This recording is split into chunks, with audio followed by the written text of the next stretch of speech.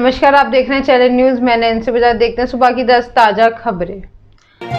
तमिल पादरी का विवादित बयान। तमिल पादरी जॉर्ज पोन्नैया का बयान विवादों में है। उन्होंने ईसा मसीह को असली भगवान बताते हुए हिंदू धर्म के पूजी जाने वाले निराकार शक्ति को ईश्वर मानने से इनकार कर दिया। पोन्नैया ने कहा है कि भगवान खुद को असली इंसान के रूप में पेश करते हैं, शक्ति के रूप में नहीं, इसलिए हम व्यक्ति के तौर पर भगवान देख पाते हैं। दरअसल कांग्रेस नेता राहुल गांधी शुक्रवार को अपनी भारत जोड़ो यात्रा में दौरान तमिलनाडु के कन्याकुमारी में पादरी जॉर्ज से मिले थे। उन्होंने पादरी से कुछ पूछा कि जीसस को क्राइटिस ईश्वर का रूप है या ना। इस पर पोन्नैया ने कहा कि ईसा मसीह ने असली भगवान है। पोन्नैया इसी से पहले भी विवादित बयान दे चुके। पिछले साल जुलाई में पोन्नैया को मदुरई से गिरफ्तार किया गया था।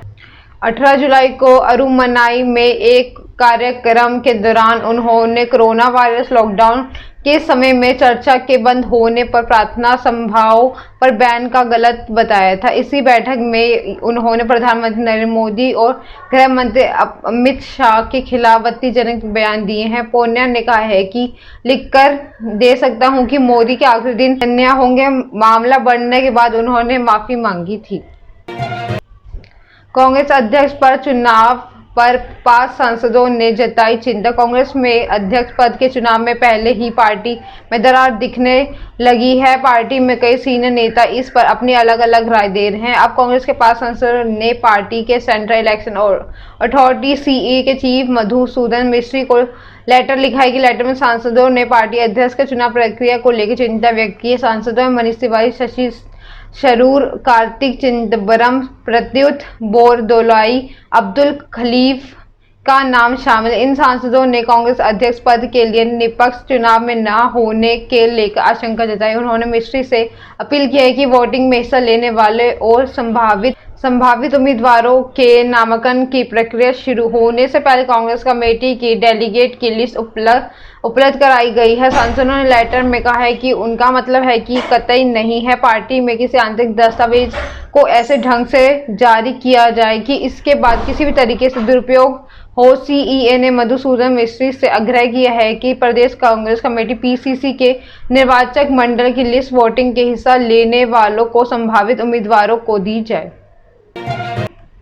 यूपी के राजनीति का नया पोस्टर। लखनऊ में समाजवादी पार्टी दफ्तर के बाहर शनिवार सुबह लगा एक पोस्टर चर्चा में। पोस्टर में नीतीश कुमार और अखिलेश यादव की तस्वीर के साथ लिखा है कि यूपी बिहार गई मोदी सरकार। सपा दफ्तर के दीवार पर लगे इस पोस्टर को सपा नेता आईपी सिंह ने लगवाया है। कुछ भी दिन पहले बिहार में सत्ता बदलने के ठीक बाद नीतीश कुमार को लेकर पटना में लगाए गए पोस्टर चर्चित हुए थे। यूपी और बिहार देश की दशा और दिशा का तय करते हुए बड़ी आबादी वाले ये दोनों राज्य सियासी लिहाज में सबसे जागरूक प्रदेश हैं। आज देश में विपक्षी दलों ने मोदी सरकार के खिलाफ मोर्चा खोल दिया। वह मोर्चा मोदी सरकार का जड़ से उखाड़ कर फेंकेंगे। इस सवाल के जवाब में आईपी सिंह ने कहा है कि बिल्कुल साथ हैं। इस बार का चुनाव मोदी सरकार को सत्ता से हटाने के सभी विपक्षी दलों को साथ मिलकर इन्हें सत्ता में बेदखल करना होगा। सपा दफ्तर के बाहर इस पोस्टर को लगवाकर आईपी सिंह ने यही मैसेज देने की कोशिश की है।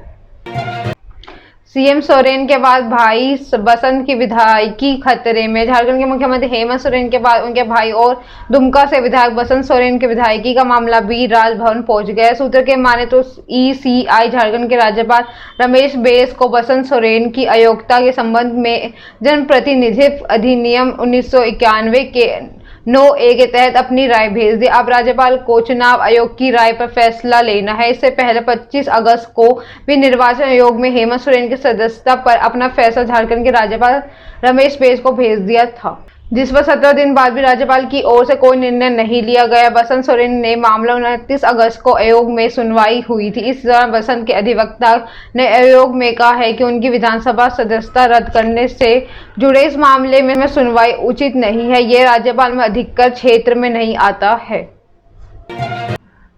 मुंबई में लाल बागचा राजा की विदाई। शुक्रवार को देश भर में अनंत चतुर्दशी के मौके पर गणपति को विदाई दी गई। महाराष्ट्र के बप्पा को विदाई देने के भक्तों का सैलाब उमड़ पड़ा। मुंबई में भी शहर के सबसे प्रसिद्ध लाल बगचा राजा की गणेश प्रतिमा की गई। शनिवार को गिरगांव चौपाटी में विसर्जित किया गया।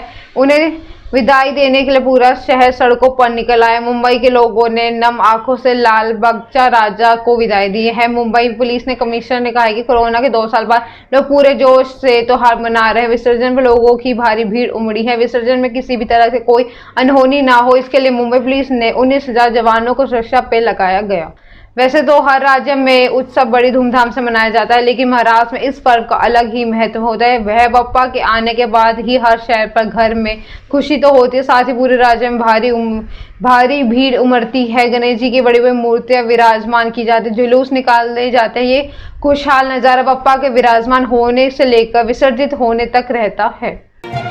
नुपुर शर्मा को सुप्रीम कोर्ट से राहत। सुप्रीम कोर्ट ने शुक्रवार को नुपुर शर्मा की गिरफ्तारी की मांग करने वाली याचिका को वापस लेने का सुझाव दिया। चीफ जस्टिस यूयू ललित की अगुवाई वाली पीठ ने याचिकाकर्ता से कहा है कि ऐसी याचिका करना बहुत ही सरल लगता है, लेकिन इसके दूरगामी परिणाम होते हैं। हमारा सुझाव ऐसे वापस लेने का है।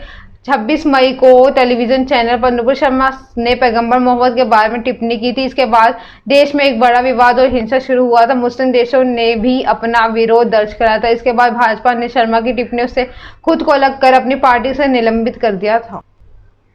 19 जुलाई को सुनवाई में कोर्ट ने 10 अगस्त तक उनकी गिरफ्तारी पर रोक लगा दी थी। 8 राज्यों और केंद्र सरकार को नोटिस जारी किया था। कोर्ट ने राज्यों को निर्देश दिए थे कि नुपुर शर्मा के खिलाफ कोई दंडात्मक कार्रवाई नहीं की जानी चाहिए।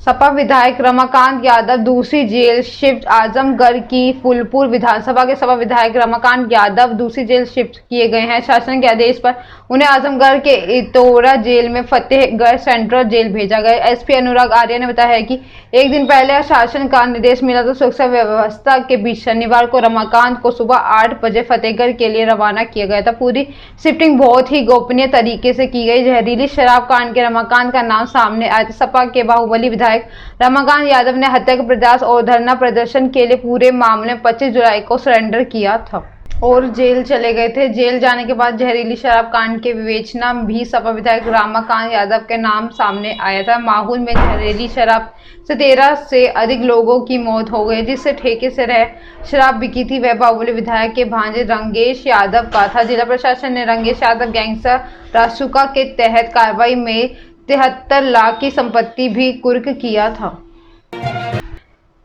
लेवाना होटल अग्निकांड की जांच रिपोर्ट पेश। लखनऊ के लेवाना स्वीट्स होटल अग्निकांड के जांच रिपोर्ट शुक्रवार देर रात प्रमुख सचिव गृह संजय प्रसाद को सौंप दी गई है। सूत्रों के मुताबिक लखनऊ में मंडलायुक्त और पुलिस कमिश्नर की रिपोर्ट में अग्निकांड के पीछे लखनऊ डेवलपमेंट अथॉरिटी यानी LDA फायर विभाग समेत 6 विभागों को जिम्मेदार ठहराया गया है, जिनके अधिकारियों और कर्मचारियों के खिलाफ कार्रवाई की सिफारिश की गई है। सूत्रों के मुताबिक मंडलायुक्त रोशन जैकब और पुलिस कमिश्नर SP शिरडकर शुक्रवार रात को रिपोर्ट के अंतिम रूप में दिखाई, जिसमें दोषी कर्मचारियों के खिलाफ सख्त कार्रवाई की बात कही है। वहीं भविष्य को ऐसी घटनाएं न हो, इसके लिए सुझाव दिया है कि चर्चा है कि उनकी रिपोर्ट सौंपने पहले मुख्यमंत्री योगी आदित्यनाथ से भी मुलाकात की थी।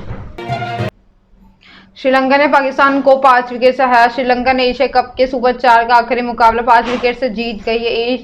अब ये दोनों टीमें 11 सितंबर यानी रविवार को एशिया कप के फाइनल में भिड़ेंगी। मैच में श्रीलंका ने कैप्टन दासुन सनाका से टॉस जीतकर पहले गेंदबाजी का फैसला किया था। ये और पहले बल्लेबाजी करते हुए पाकिस्तान ने 19.1 के सभी विकेट खोकर 121 रन बनाए थे। पाकिस्तान की ओर से कैप्टन बाबर आजम ने सबसे ज्यादा 30 रन बनाए। वहीं श्रीलंका की ओवर में वानुदु हसरंगा ने 3 विकेट झटके। मनीष सिसोदिया और प्रमोद मधुशंका ने अपने 2-2 विकेट किए। जवाब में श्रीलंका ने 17 ओवर में 5 विकेट गंवाकर लक्ष्य हासिल कर लिया। श्रीलंका की ओर से पाथुम निशंका ने सबसे ज्यादा 55 रन की पारी खेली। वह नवाज पवेलियन लौटे। सलामी बल्लेबाज मोहम्मद रिजवान ने अपना विकेट मैच के चौथे ओवर में खो दिया। प्रमोद मधुशंका ने श्रीलंका के मैच का पहला विकेट दिलाया। उन्होंने रिजवान को आउट किया।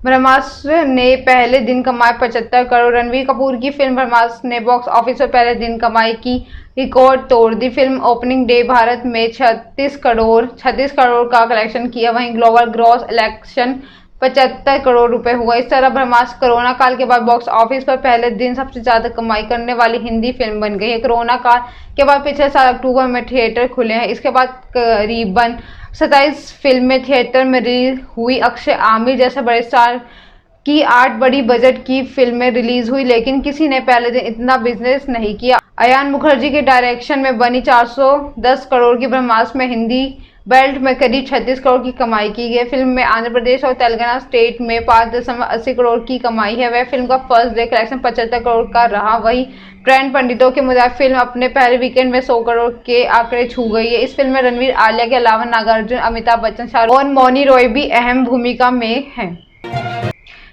ये थी सुबह की 10 ताज़ा खबरें। ऐसे अपडेट्स के लिए बने रहे हमारे चैनल को लाइक करें, कमेंट करें, सब्सक्राइब करना ना भूलें। धन्यवाद।